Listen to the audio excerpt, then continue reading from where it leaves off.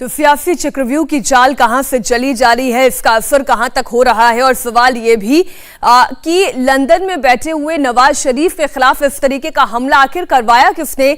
आफताब मुंगेरी जी भी हमारे साथ पाकिस्तान से लाइव जुड़े हुए। पहले तो मैं इसी खबर पर आपसे थोड़ी जानकारी चाह रही हूं कि एक के बाद एक 2 अटैक हुए, वो भी लंदन में हुए।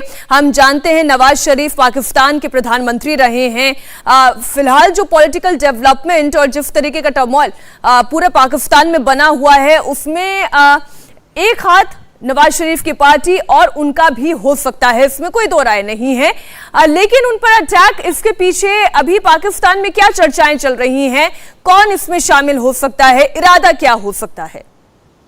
देखिए, मैं नहीं समझता कि एक हाथ इसमें पाकिस्तान मुस्लिम लीग नून का खुद का हो सकता है। पाकिस्तान तहरीक-ए-इंसाफ के वक्तन वहां पर जो ओवरसीज पाकिस्तानी हैं और पाकिस्तान तहरीक-ए-इंसाफ से ताल्लुक रखने वाले लोग हैं, आए दिन जो है वो मियां साहब के जहां पर सियासी उमूर यानी कि सियासी एक्टिविटी होती है वहां पहुंच जाते हैं और वहां नारे लगाते हैं और वीडियो बनाकर और अपने पाकिस्तान में मौजूद पाकिस्तान तहरीक-ए-इंसाफ के कई रहनुमाओं को भेज के खुश करने की कोशिश करते हैं कि देखें जी, हमने बड़ा कारनामा अंजाम दे दिया और हमने जो है वहां पे जाके नारे लगाए और इस तरह से बदतमीजी की और एहतजाज किया और अपनी पार्टी को वो भेजते हैं। ये कोई पहला नया और अनोखा वाकया नहीं मैं समझता। मैं समझता हूँ कि हासिल क्या करना चाहते हैं आफताब जी, इससे हासिल क्या होता है, क्या हासिल करना चाहते हैं अगर ये पीटीआई भी है इसके पीछे? खान साहब अपनी स्पीच पे एक कह सकते हैं कि वक्तन जो है ओवरसीज पाकिस्तानी और उनको जो है सबसे ज्यादा मुहिब वतन पाकिस्तानी और ओवरसीज पाकिस्तानी को उकसाते रहे हैं, भड़काते रहे हैं और इसके नताइज जो हैं बड़े खतरनाक आ सकते हैं। ऐसा नहीं है कि पाकिस्तान तहरीक-ए-इंसाफ से ताल्लुक रखने वाले ओवरसीज पाकिस्तानी लंदन में या दुनिया भर में रहते हैं। पाकिस्तान मुस्लिम लीग नून, पाकिस्तान पीपल्स पार्टी और दीगर सियासी जमातों से ताल्लुक रखने वाले कारकुन भी वहां पे रहते हैं, लोग बसते हैं। मगर मुझे ये समझ में नहीं आ रही कि एक तरफ मुल्क इकोनॉमी जंग लड़ रहा है, एक तरफ मुल्क जो है कह सकते हैं आईनी जंग लड़ रहा है, दूसरी तरफ जो है अगर ऐसे चंद अनासर जो है जाके कई दफा वजीर आजम पाकिस्तान रहने वाले शख्स पे अगर हमला करते हैं तो मैं समझता हूँ कि ये भी पाकिस्तान और पाकिस्तानियों की वहां पे जग हसाई भी होगी। और इससे मुझे यकीन है कि खुदा ना खास्ता कि अगर कोई तीसरी कुव्वत या कोई और शख्स इतनी कदावर शख्सियत यानी कि नवाज शरीफ की जान को अगर खतरा लाहक होता है तो मैं समझता हूँ इसके जिम्मेदार भी इमरान खान ही होंगे। सिद्दीकुल फारूक जी, अब ये एक कयास भर है कि अगर सत्ता परिवर्तन हो जाता तो फिर नवाज शरीफ वापस अपने वतन लौट आते। क्या ये संभावना है? क्या नवाज शरीफ पाकिस्तान लौटने वाले हैं? देखिए, पहली बात तो ये है कि नवाज शरीफ साहब, आपको मालूम है, सारी दुनिया को मालूम है कि उनको इन्होंने इमरान खान ने और इनकी काबीना ने ही भेजा है बाहर। अब वो जब हालात बेहतर हों, उनके जो प्लेटलेट्स कम होते थे वो तो चूंकि यहाँ उन्हें स्लो पॉइजनिंग की जा रही थी, वो बंद हुई तो वो प्लेटलेट्स ठीक हो गए। अभी उनका 3rd बाईपास होना है और एक और भी उनका ऑपरेशन है, सर्जरी है। लेकिन हालात यहाँ बेहतर हों और वो खुली फजा में अपने घर में रह सकें तो वो जल्द से जल्द वापस आएंगे पाकिस्तान इंशाअल्लाह।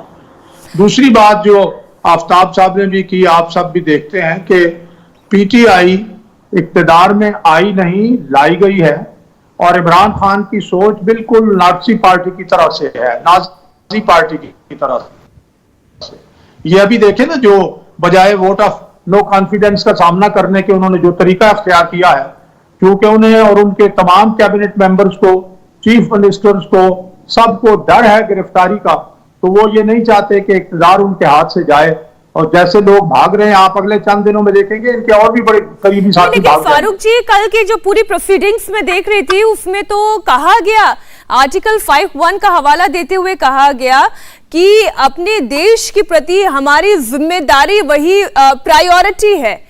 ये खुद कहा गया और इसी का हवाला देते हुए कैसे बैरूनी मुल्क यानी विदेशी मुल्कों के जरिए एक साजिश रची जा रही है उनकी सत्ता को गिराने की, और इसमें विपक्षी दलों का हाथ है। एक ऐसे ताकतवर मुल्क का जिक्र बार बार किया गया जिसमें अमेरिका का नाम है। ये तमाम साजिशें संसद के फोरम पर रखी गई। देखिए, फोरम पे रखना या बोल देने से क्या होता है, ये फोरम को इंटरप्रेट, तो मैंने जैसे शुरू में ही कहा, ये नेशनल असेंबली के अंदर स्पीकर तो इंटरप्रेट नहीं कर सकता ना कॉन्स्टिट्यूशन को, पार्लियामेंट्री प्रैक्टिस तक वो महदूद है, ही इज लिमिटेड। तो मैं ये अर्ज करूं, मैं आप सुन लें, 3 मार्च को ये पीटीआई के जो सेक्रेटरी इंफॉर्मेशन थे वो छोड़ के मुस्लिम लीग नून में पीएमएलएन में शामिल हुए। वो उन्होंने 3 मार्च को यहां अपने घर पर एक दावत दी, डिनर दिया। उसमें बहुत से लोगों को बुलाया, क्योंकि वो सेक्रेटरी इंफॉर्मेशन थे, तो बहुत सी एम्बेसीज के प्रेस अटैचीज के साथ भी उनके ताल्लुकात थे, उन्होंने उनको भी बुला लिया।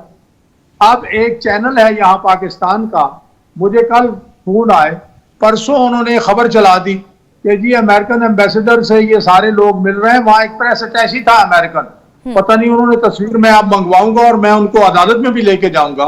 तो इस तरह मीडिया में भी कुछ लोग हैं कि भाई एक जगह उन्होंने बुलाया है, उसमें कुछ प्रेस अटैची आए हैं, उन्होंने ये बना दिया कि अमेरिकन सफीर को ये लोग मिल रहे हैं 3 मार्च को, और ये भी एक साजिश है। तो पीटीआई के लोग जो हैं वो, और उनका हामी जो भी मीडिया में चंद लोग हैं, और एक तो चैनल पूरा हामी है ना जी, वो उन्हीं का चैनल है, वो इस तरह की बातें करता है, इस तरह से कोई मुल्क, और वो जो चलूं कि मैं एक मिनट आफ्ताब जी, आपकी बात में कुछ डिफर कर रहे हैं या शायद कुछ जोड़ना चाह रहे हैं। आफ्ताब जी बोले। मैं सिद्दीक फारूक साहब की बात बड़ी अहम है। मैं ये बताता चलूं कि दुनिया भर में जहां भी किसी भी मुल्क के अताशी कहें, जो है एम्बेसडर कहें, काउंसिल जनरल कहें, उनका काम यही होता है कि पॉलिटिकल लोगों से मिलना, सहाफी, बिजनेस कम्युनिटी से मिलना, ये कोई नई और अनोखी बात नहीं है। और अगर कल की बात करें तो कराची काउंसलेट जो है, शाह लतीफ भटाई एक बहुत बड़ी दरगाह है, हजरत कलंदर लाल शहबाज एक बहुत बड़ी दरगाह है, वो वहां पे भी गए।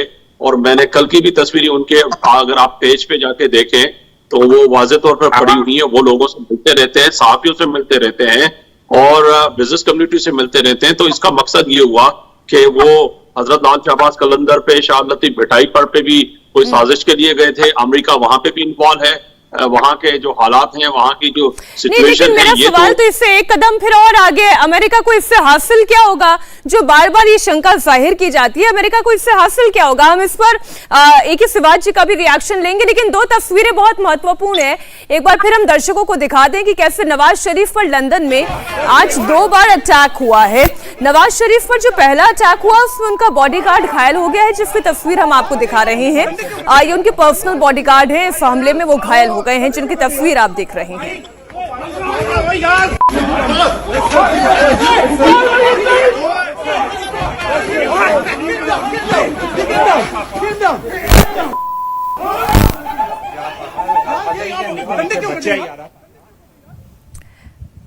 एक तरफ ये अटैक की तस्वीर है, दूसरी तरफ इस्लामाबाद के सियासी हालात हैं। के सिवाजी और बार बार ये शंका जाहिर की गई, अभी जैसे फारूक जी ने कहा कि ये केवल कयास पर है और इसके पीछे साजिश भी हो सकती है, प्लॉटिंग खुद पीटीआई करे और उसके बाद वो विरोधियों के ऊपर नाम लगा दे।